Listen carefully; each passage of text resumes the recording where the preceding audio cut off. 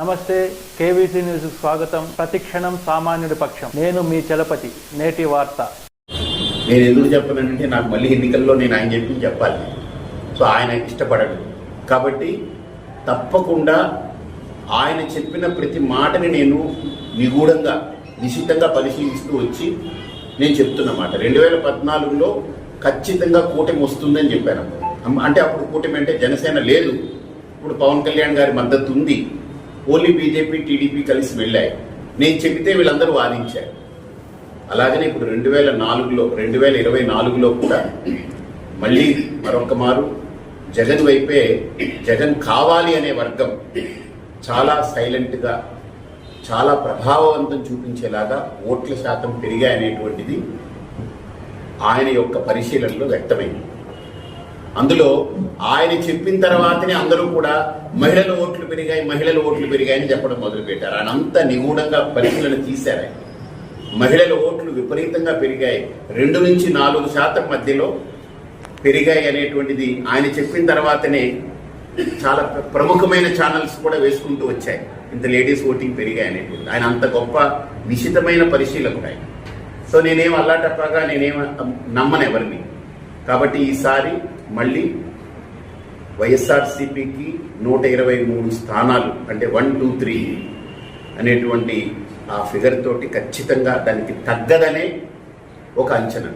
ఆయన లెక్క అయితే గతంలో 151 స్థానాల కంటే అధికంగా ఒక 8 స్థానాలు రావచ్చు అనేటువంటి ఆలోచనలో కూడా ఉన్నారంటే ఈ స్వింగ్ కనుక ఒక వేవ్, అండర్ కరెంట్ వేవ్ కింద కనుక వెళ్ళుంటే ఇదే కరెక్ట్ అయితే ఇలా వస్తుంది అనేటువంటిది ఆయన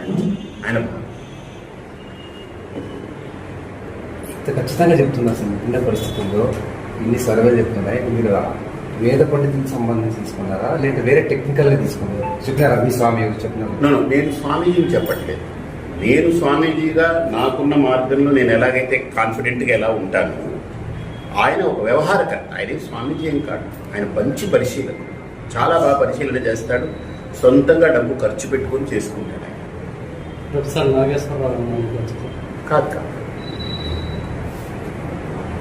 మీరు ఇన్ని ప్రశ్నలు అడుగుతుంటే ఇప్పుడు సర్వేలు మొత్తం కూటమి అంటున్నారు కదా, మీరు ఆ స్వామి ఎవరో చెప్పినారు అంటున్నారు కదా, ఎట్లా నమ్మాలి?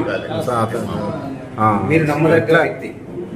నేను నమ్మడం కాదు, నేను ప్రాక్టికల్గా నేను అన్ని చెవి చూశాను. అది అంటే నాకేమి ఇప్పుడు కూటమిలో బీజేపీ ఉందండి, అర్థమైందా? నేను మోడీ గారి గురించి చెప్పాను కదా, ఎన్డీఏగా అక్కర్లేదు, సొంతంగా మోడీ గారు నిర్మాణం చేస్తారు. అందుకనే మోడీ 3 జగన్ 2 అనేటువంటిది ఆయన స్పష్టం చేశాడు. మోడీ 0.3 జగన్ 0.2 అని చెప్పారు. ఆయన ఏ పార్టీకి చెందని వ్యక్తి, అన్బయాస్డ్గా ఉంటాడు. అందుకే నాతో మాట్లాడతారు. ఇంకెందుకు గంటలే కదా. అందుకే నేను కూడా ఆయన్ని ఒక 15 రోజులుగా ఆయన ఒత్తిడి చేస్తూ ఉంటే ఆయన మొత్తం వర్క్ చేసి నాకు తీసుకొచ్చిన అంశాలు చెప్పాను.